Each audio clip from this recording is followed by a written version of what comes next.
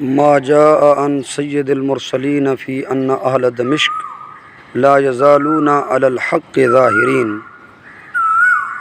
یہ باب ہے ان احادیث کے بیان میں جو امام الانبیاء سید المرسلین آقا کریم صلی اللہ علیہ وسلم نے اہل دمشق کے بارے میں فرمایا، لا یزالون علی الحق ظاہرین، کہ اہل دمشق ہمیشہ حق پر رہیں گے اور غالب رہیں گے۔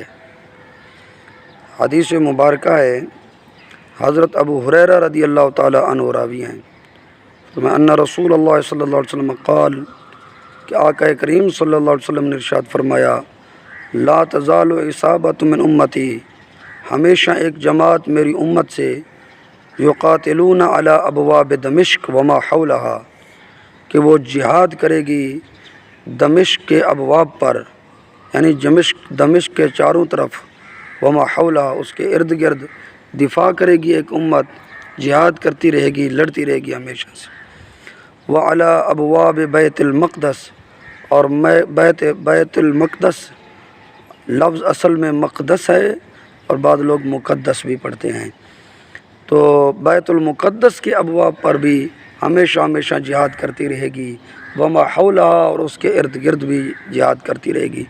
لا یضرہم خذلان من خذلہم، کوئی ان کو رسوا کرنے والا ان کو رسوا نہیں کر سکے گا، وہ حق پر غالب رہیں گے۔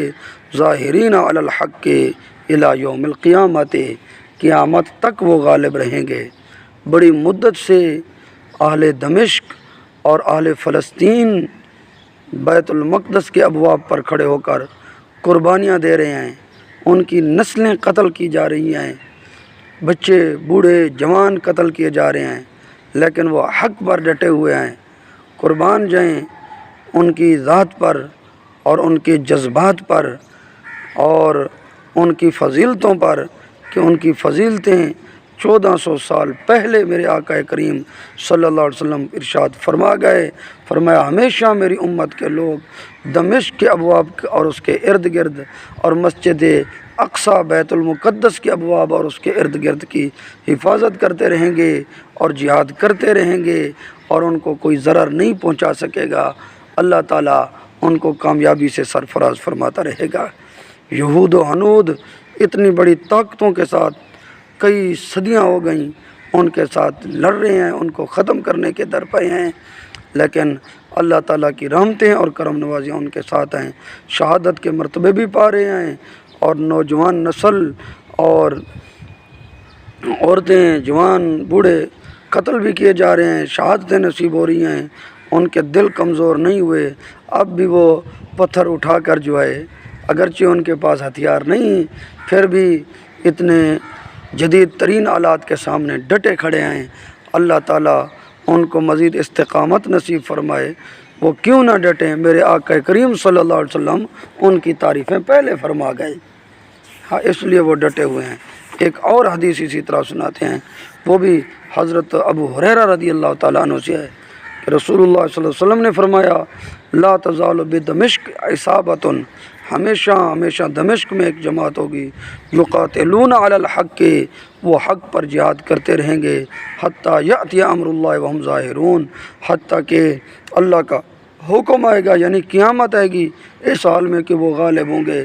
اور ان حدیثوں سے پتہ چلا کہ اہل فلسطین حق پر ہیں، وہ بیت المقدس کا دفاع کر رہے ہیں، دمشق کا دفاع کر رہے ہیں، اللہ اکبر، مزارات انبیاء کا دفاع کر رہے ہیں، اسلام کی قبلہ اول، مسلمانوں کا قبلہ اول کی حفاظت کر رہے ہیں، وہ حق پر ہیں، جو ان کو غلطی پر کہے وہ غلط ہے، وہ نطفہ غلط ہے، جو ان کو غلطی پر کہے وہ ولد الحرام ہو سکتا ہے، ولد الحلال نہیں ہو سکتا۔ اگر ولد الحلال ہوتا تو وہ قطعاً ان کو غلط نہ کہتا۔ جو انبیاء کرام کے مزارات کے تحفظ میں کھڑے ہیں اور محبوب کریم صلی اللہ علیہ وسلم کے امامت والی جگہ کی حفاظت کے لیے کھڑے ہیں، عیسیٰ علیہ السلام کی ولادت والی جگہ کی حفاظت کے لیے کھڑے ہیں، حضرت بی بی مریم کی رہائش والی جگہ کی حفاظت کے لیے کھڑے ہیں، اور کل انبیاء کرام بنی اسرائیل کے ان کے قبلہ کی حفاظت کے لیے وہ کھڑے ہیں۔ مسلمانوں کے قبلہ اول کی حفاظت کے لیے کھڑے ہیں، وہ حق پر ہیں، اور حضور صلی اللہ علیہ وسلم ان کے بارے میں ارشاد فرما گئے لا تزال بدمشق صحابۃ یقاتلون علی الحق حتی یاتی امر اللہ وہم ظاہرون۔ ایک اور حدیث ہے، اس کے راوی بھی سیدنا ابو ہریرہ رضی اللہ تعالیٰ عنہ ہیں کہ آقا کریم صلی اللہ علیہ وسلم نے ارشاد فرمایا لا تزال طائفۃ من امتی، ہمیشہ میری امت کا ایک گروہ یقاتلون علی ابواب بیت المقدس، بیت المقدس کے ابواب پر کھڑے ہو کر جہاد کرے گا۔ قربان جائیں کہ 1400 سال پہلے حضور صلی اللہ علیہ وسلم ان کے جہاد کی خبر عنایت فرما گئے۔ وما حولہا، بیت المقدس کے ارد گرد جو جگہ ہے یہاں پر بھی آل حق ہمیشہ ہمیشہ جہاد کرتے رہیں گے۔ وعلی ابواب انطاکیہ وما حولہا، انطاکیہ بھی ایک جگہ کا نام ہے، وہ بھی فلسطین میں موجود ہے۔ فرمایا اس کے ارد گرد اور اس کے ابواب پر بھی جو ہے میری امت کا گروہ جہاد کرتا رہے گا اور ہمیشہ حق پر رہے گا۔ وعلی باب دمشق وما حولہا، دمشق کے ابواب پر بھی اور اس کے ارد گرد کی بھی حفاظت کے پر ہوں گے اور اس پر بھی وہاں پر بھی جہاد کریں گے۔ وعلی ابواب طالقان، اور طالقان بھی ایک جگہ کا نام ہے۔ وما حولہا، طالقان اور اس کے ارد گرد کی بھی حفاظت کریں گے میرے امتی جہاد کرتے ہوئے۔ ظاہرین علی الحق، یہ غالب ہوں گے، حق پر ہوں گے اور غالب ہوں گے۔ قربان جائیں وہ فلسطین والو، حضور صلی اللہ علیہ وسلم تمہارے حق پر ہونے کی گواہی دے گئے۔ اللہ اکبر۔ فرمایا لا یبالون من خذلہم ولا من نصرہم، ان کو کوئی پرواہ نہیں ہوگی ان کے رسوا کرنے والوں کی، اور نہ ان کو مددگاروں کی کوئی پرواہ ہوگی کہ کوئی ان کی مدد کو آئے، اور نہ ان کو یہ پرواہ ہوگی کہ یہ ہمیں رسوا کر رہے ہیں، کیا بنے گا، کوئی ان کو پرواہ نہیں ہوگی۔ اللہ اکبر، اللہ اکبر۔